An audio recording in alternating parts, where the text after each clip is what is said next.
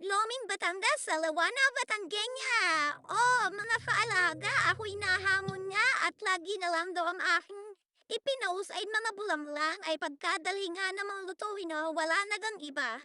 Ay siya, dine, parnet, ako ay magpapasikat sa inyo, mga usbaw. Ano gang nagpapatalsik ng inyong mga uhog? Ay walang iba kundi ang aming luming Batangas. Oh, yan ang ating lulutuin ngayong umaga. Saan ka man pumunta din sa Batangas ay pihadong pasulput-sulput yung lumihan. Mapakanto, kalsada o liblib na lugar.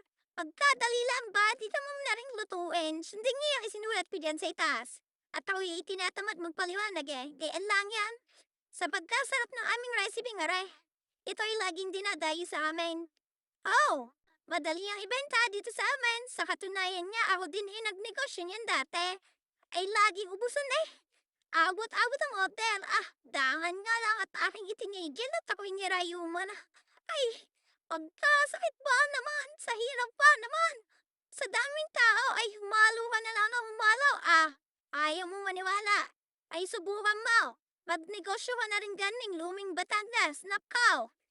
Sige, hindi naghalo ng naghalo. Makikita mo talagang hinahanap mo.